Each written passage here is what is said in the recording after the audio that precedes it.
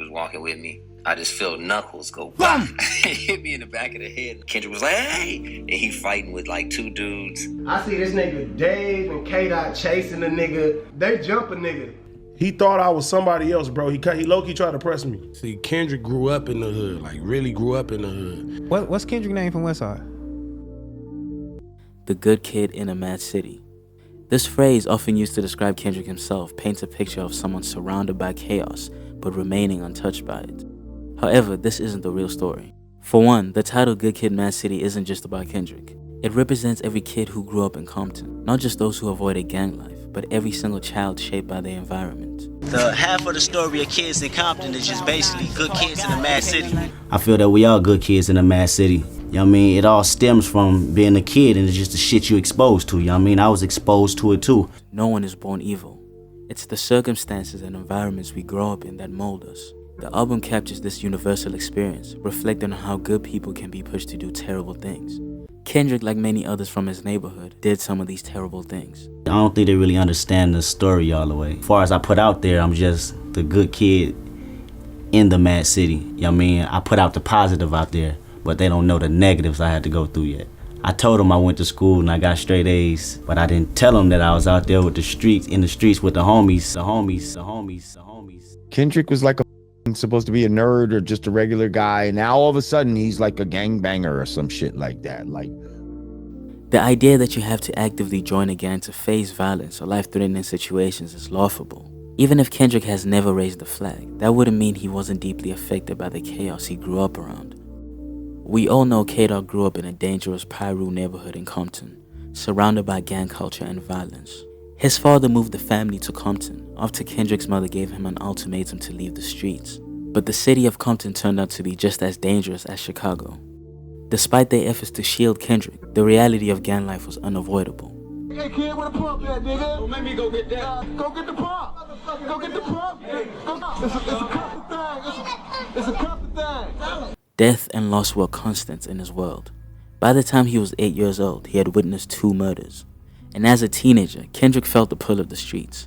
His father, after recognizing where Kendrick was headed and seeing the kind of company he kept, had a serious conversation with him.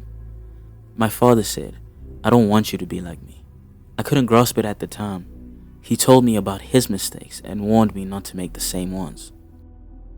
His father was a street dude, and now he was seeing his son heading down the same destructive path. So he tried all he could to steer his son in the right direction. But still, the pressures of the streets were too strong. That man knew a lot, but not enough to keep me past them streets. Kendrick, where you at? My pops was still, you know what I mean, bumping his head too, but at the same time, he always had so much of a love for me. He gave me the wisdom in the game to say, you know what, I did that, don't do that. And sometimes he could stop it, sometimes he couldn't, because I still had my friends surrounding me in the community. Lil L, Kendrick's best friend since elementary school, represents the Piru set. He became widely known after appearing in Noisey, Compton. L's life has been turbulent, marked by time in and out of jail since his teens. His mother's addiction to crack during his early years left him reliant on care from others in the community. Jason Keaton is another one of his close childhood friends. He lost his mother in the 6th grade, and by the time he was 14, he was fully immersed in the Westside Piru gang. In 2007, Jason was sentenced to 21 years in prison. After he got arrested, he asked Kendrick to look after his younger brother, Chad. Tragically, Chad was killed in a drive-by shooting in 2013, leaving Jason with immense guilt for introducing his brother to the gang lifestyle. Kendrick also felt guilty for being unable to protect Chad, as he had promised. I felt more safer in Afghanistan than I did what I do here. It's constantly, you have to watch cars going up and down your street. When you walk outside your house, you want to see who's out there before you step too far outside your front door now. Chad was a really hard one for Kendrick. It was really hard for him because Chad was like younger than us, you know, like a little bro. J-Man, another childhood friend, faced a similar fate. My big brother was from the hood, you know what I'm saying? So his name J-Man, you know what I'm saying? A member affiliated with a known gang. He found himself going to prison for 25 years. You feel me? I ain't had no daddy or no mama at the time, you feel me? So all I had was the hood. Some of his other childhood friends are Lil Ducky, J Real, and Yang Yang. Ducky recently just finished a 10-year prison sentence. Bob that Pyru, niggas do 2 summers of participation. Bitch, I went 25 summers straight. I've been knowing this nigga Kendrick on my son life. On my son life. I've been knowing this nigga since this, nigga. Yes. On my son, nigga. Yeah. No cap, nigga. Jay Real and Yang Yang are mentioned in Kendrick's song Mad City and have appeared in his music videos. However, there isn't much information about them. G-Weed is someone who he calls his big homie. He is currently doing 11 years in prison. Everyone I've mentioned so far all falls under the Westside Pyrus. Unlike his friends, Kendrick had the stability of a father who provided guidance and a mother who avoided addiction. Despite this, he didn't shy away from joining his friends in their activities. They smoked, drank, committed petty and serious crimes, fought rival neighborhood kids. He was even banging the set for a time. Here's the thing about gangbanging. I was born in that area where you have to be affiliated. Gangs is my family. I grew up with them. Everything from Good Kid, Mad City actually happened to him. Kendrick's been making Good Kid, Mad City since I known him. So for me, it was like all those stories. It was just like, you know, finally people get to hear the truth. You know what I'm saying?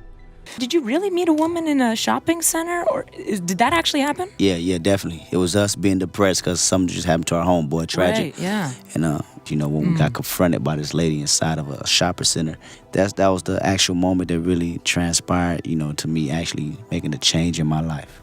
Drinking habits, you'll see when I had them. Yeah. You'll see smoking habits. That was me. You? That the guy laced. Oh. Reason why I don't smoke, and it's in that album. Who's the motherfucker that lace your shit? It's in the story. Sing About Me is definitely a true song. My partner talking to me, speaking on the story how I was there, you know, when his brother passed, and I got to watch him take his last breath. Him, you know, respecting I was down for his brother no matter how much they called him a delinquent. And if I happen to pass before your album drop, I want you to tell this story. Sing about me. Make sure you sing about me. And he definitely passed too. When he was 15, he got stomped out. And this wasn't the only time this happened. It's almost normal when you're from where he's from. For example, Kendrick has a childhood friend he started rapping with named Antonio, aka Cannon. Do you know a guy called Cannon? My dude Antonio. Here's a clip of him telling a story of when he and Kendrick were attacked and had to fight a group of dudes. We were walking to the swap meet to get some t-shirts or whatever, and these dudes were like, "Hey, where you from?" And I just walked out. Kendrick was walking with me. And then I just felt Knuckles go, bah! It hit me in the back of the head. And I'm like, I spun around and clipped him on the chin. Kendrick was like, "Hey!" And he fighting with like 2 dudes. I don't know what came over us. We turned into like wild Tasmania devils or something because we was able to beat up 4 dudes with just 2 of us. And we both short. It was the adrenaline that just had us like, y'all not about to just pick on us and beat us up. Like, nah, that's not happening. Eventually, Kendrick started to realize how lucky he was. He had everything his friends didn't. Loving and supporting parents, and a talent that could help him escape his environment. At the same time, he was also starting to see the consequences of their choices. I was probably the only one in America with an actual active father in his life. I don't know. Well, at least in Compton. I bumped my head a few times, but what they didn't have, what I had was somebody to say, "All right, you bumped your head, now you see what happened? You in the back of a police car. See what happened? You at the station." In one interview, Kendrick recalled picking up his best friend Lil L and pleading with him to join him at the studio. But L refused, saying that he had to put in work and do his thing. Hours later, he was arrested.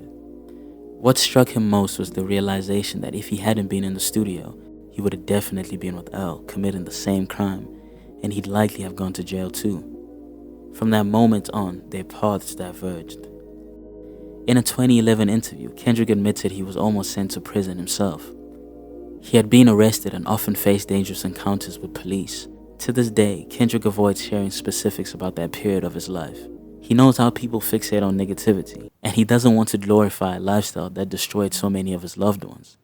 Instead, he's committed to being a voice of change. You know, when you think of Compton, all you think about, you know, glorifying street violence. Me coming from the area and, you know, seeing all my uncles and really seeing that lifestyle, I wanted to, you know, bring something different to the table. And from Compton, I could have easily came out and said, I did this, I did that. I done killed a whole bunch of niggas, I done, you know what I'm saying? I'd rather talk about something a little bit more deeper than that. The reasons and the problem and the solutions behind it. He sees his role as a person who's showing a better path, even though the darkness of his past still seeps into his music and words.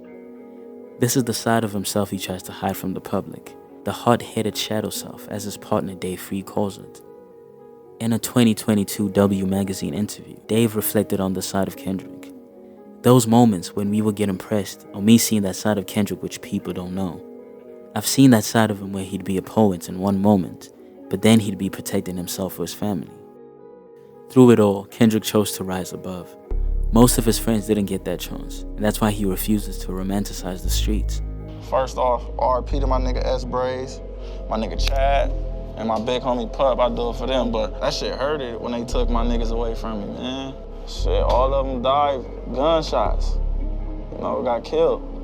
This person takes somebody you love, you feel like you want to go get some revenge, you know what I'm saying? Like, seeing him battle with that on the road was like hard because it's like, it was real, it's like. Forgiving his friend's killers was an emotional burden, made heavier by the guilt of leaving his friends that were trapped back home. His friend G-Weed was shot in the head and then right after sent to prison for 11 years. Another friend from the neighborhood, Key Riches, was killed a few years ago. He gave him a little tribute while he was performing on SNL. Because of all the people he's lost, he has made it a priority to uplift his community and give back to those he grew up with that are still around.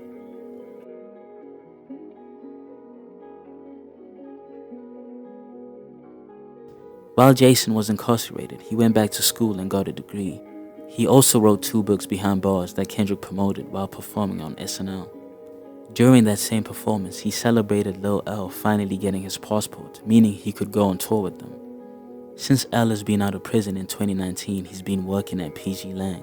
He's also being put through school by Kendrick for an executive position that's waiting for him when he's done.